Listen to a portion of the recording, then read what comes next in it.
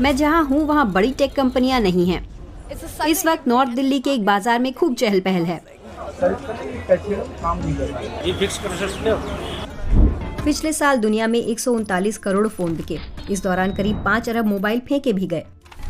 लेकिन यहाँ इस कचरे का समाधान मिल सकता है। मैं दिल्ली के एक ऐसे बाजार में हूँ और शायद ही कुछ ऐसा हो जो यहाँ न मिलता हो।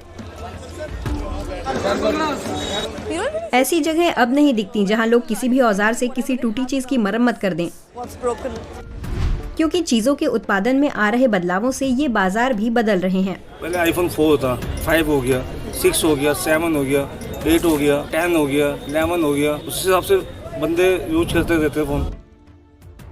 और चूंकि लोग मरम्मत कराने के बजाय नया फोन लेना पसंद करते हैं, तो हमारे तमाम जहरीले कचरे का अधिकांश हिस्सा इस ई कचरे का है। यही हाल पूरी दुनिया का है। लिहाजा बहुत सारे लोग अब इस रिपेयर वाली मानसिकता में लौटने लगे हैं। भारत अपनी अर्थव्यवस्था मजबूत बनाए रखने के साथ साथ ये सहूलियत भी बनाए रखना चाहता है, खराब चीजों की मरम्मत कराने की सहूलियत। दिल्ली में मैं यही समझने की कोशिश कर रही हूँ।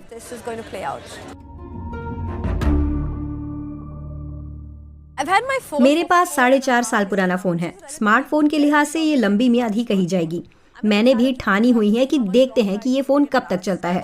मैं लापरवाह भी रही हूँ और इसका डिस्प्ले पूरी तरह खराब कर चुकी हूँ। इसी मॉडल का नया फोन 30,000 का है, तो मैं देखना चाहती हूँ कि क्या फोन की मरम्मत कराना ठीक भी है या नहीं। इसका लगेगा 12,000 का खर्चा है। 12,000। मैं तय नहीं कर पा रही हूँ कि 1/3 दाम देना ठीक है या नया फोन खरीदना जिसमें ज्यादा बैटरी और मेमोरी हो। शोरूम ने 16,000 बताए थे, जो फोन की आधे से ज्यादा कीमत है, तो मैं वहाँ नहीं जाऊंगी। मैं अलग अलग जगहों से रेट पता करूंगी। ये असंगठित इलेक्ट्रॉनिक्स मार्केट है। ये ग्रे एरिया है। यहाँ कुछ दुकानदार अधिकृत डीलर हो सकते हैं, पर हर कोई टैक्स नहीं देता। कैसा स्टार्ट किया आपने ये काम? देख के सीखो। उन्होंने मुझे बताया कि सामने या आड़ में जो भी सौदा पड़ता है, वे उस आधार पर सस्ती सेवाएं दे सकते हैं या कुछ जुगाड़ देखेंगे। ओरिजिनल इसकी मैम 12,000 रुपये होगी, 7,000। और ये कॉपी मतलब कॉपी स्क्रीन कुछ गारंटी के साथ आती है कि नहीं? ओरिजिनल भी गारंटी के साथ नहीं आएगी। दिलचस्प बात यह है कि सबने अलग अलग रेट बताए, यानी कोई ऐसा पैमाना नहीं है। आपको मोलभाव करना ही होगा और सबसे सही कीमत देखनी होगी। इसमें काफी समय लग जाता है। मैं इस पर अभी और सोचना चाहती हूँ। भारत में चीजें बदलने के बजाय उनकी मरम्मत कराने का लंबा इतिहास रहा है। बहुत सारे नुक्कड़ों पर मोची या दर्जी होते थे, जिनकी सही की हुई साड़ी परिवार में पीढ़ियों तक रहती थी। पर कुछ खास हुनर वाले पेशे भी हैं। ये दुकानदार चेन ठीक करने में उस्ताद हैं। 1990 और 2000 के दशकों के आर्थिक बूम ने इस संस्कृति को पूरी तरह बदल डाला। लोगों की जेब भारी होने लगी और चीजें सस्ती होने लगीं। लोग ज्यादा खरीदारी करने लगे। एक और बदलाव भी आया। भारत अल्ट्रा डिजिटल हो गया। अब हर तरह के भुगतान ऑनलाइन होते हैं। रिक्शे से लेकर नारियल पानी तक फोन रखना अब अनिवार्य है। भारत में फोन इतने सस्ते और सुगम हैं कि यहाँ बिस्तरों, गद्दों या कुर्सियों से ज्यादा लोगों के पास फोन हैं। लेकिन इलेक्ट्रॉनिक डिवाइस भारत में मरम्मत के कल्चर से दूर हैं, खासकर इसलिए क्योंकि इलेक्ट्रॉनिक कंपनियां रिपेयर की इजाजत नहीं देती। आरोप है कि गैजेट बनते ही आखिर में फेंकने के लिए हैं। इन्हीं वजहों से भारत में ई कचरा बेशुमार बढ़ता गया। विकास और संपन्नता की कहानियों वाले ज्यादातर देशों में ऐसे ही नतीजे दिख रहे हैं। इस कचरे का थोड़ा सा हिस्सा ही रिसाइकिल हो पाता है। इलेक्ट्रॉनिक उपकरणों का अंत यहाँ होता है। देश में ई कचरे का सबसे बड़ा बाजार। यहाँ रोज ट्रक भर भर कर इलेक्ट्रॉनिक कबाड़ आता है और लोकल दुकानदारों के हवाले कर दिया जाता है। ये लोग उसे छांटते हैं और उसके पुर्जे रिसाइकिल करने वालों या दूसरे कबाड़ियों को बेच देते हैं। कमोबेश हर जगह ई कचरा पड़ा है। वो देखिए,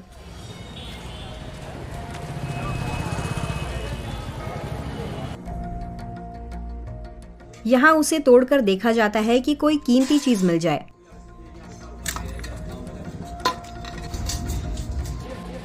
ऐसी इनफॉर्मल डंपिंग ने बारिश के पानी के लिए बनी इन नालियों का ये हाल कर दिया है। पानी बहने की जगह ही नहीं बची है। हमने बहुत सारे लोगों, खासकर बच्चों को कीमती सामान बीनते देखा। ई कचरे में लेड, कैडमियम या बेरिलियम से त्वचा रोग होते हैं। साथ ही लिवर की दिक्कतों और दिमाग के विकास से भी इनका सीधा संबंध है। नवजात बच्चों में भी ये बीमारियां हो सकती हैं। यहाँ वीडियो बनाना बहुत मुश्किल है। कोई भी कैमरे पर बात करने को तैयार नहीं था।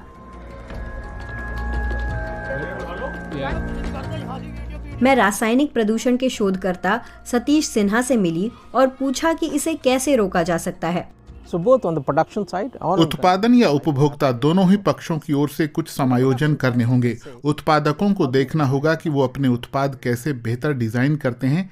मान लीजिए आप ऐसा सामान बनाते हैं जो अपनी प्रकृति में मॉड्यूलर हो, लेकिन आज आप एक उत्पाद फेंक रहे हैं क्योंकि आप मरम्मत नहीं करा सकते। दूसरी बात खपत कम करने की है कि अगर आप अपने उत्पाद को ऐसे डिजाइन करेंगे कि वो लंबे समय तक चलें, तो मैं उन्हें फेंकूंगा नहीं और मैं कचरा कम पैदा करूंगा। तीसरी बात, हमें मरम्मत के काम और चीजों के नवीनीकरण की व्यवस्था बनाने की जरूरत है। कानूनन इसकी इजाजत भी है। मसला यही है कि हम इसे प्रोत्साहित कैसे करें। मेरे ख्याल से अभी हम ये रास्ता नहीं निकाल पाए हैं। I think that we have not been able to break through. इस तीसरे मुद्दे पर सरकार ने काम शुरू कर दिया है। राइट टू रिपेयर यानी मरम्मत का अधिकार सुनिश्चित करने के लिए 2023 में एक पोर्टल खोला गया। अब तक करीब 50 कंपनियों ने इस पर सहमति जताई है। इनमें खेती के उपकरण, उपभोक्ता सामान और इलेक्ट्रॉनिक उपकरण बनाने वाली कंपनियां शामिल हैं। मैं इसके प्रभारी रोहित कुमार सिंह से मिली। वे उपभोक्ता मंत्रालय में सर्वोच्च प्रशासनिक अधिकारी हैं। अगर किसी उत्पाद की मरम्मत या नियमित रखरखाव की ज़रूरत है तो ये महंगा नहीं होना चाहिए, आसानी से सुलभ होना चाहिए और कंज्यूमर इकोसिस्टम में तुरंत उपलब्ध होना चाहिए। ये तमाम चीज़ें हम एक साथ रखकर राइट टू रिपेयर के ढांचे पर काम कर रहे हैं। इसके तहत मरम्मत कैसे होगी, इसकी जानकारी के अलावा सस्ते और मूल पुर्जे मुहैया कराने की व्यवस्था की जाएगी। जून 2025 तक तमाम चार्जर USB-C होंगे। ऐसी व्यवस्था लागू करने पर भी ध्यान दिया जाएगा।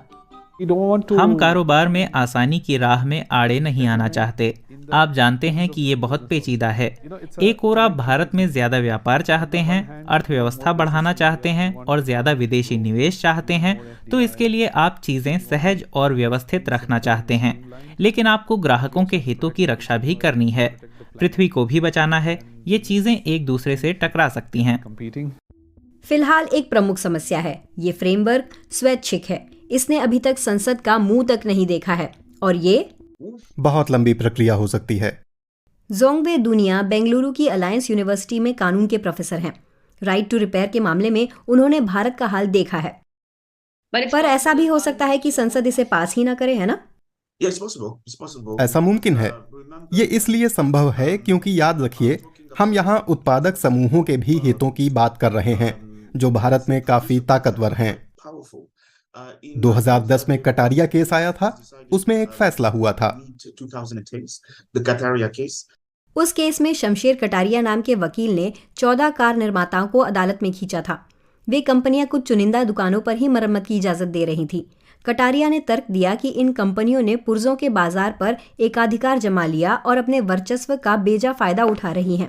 कार निर्माताओं ने अपना पक्ष रखा।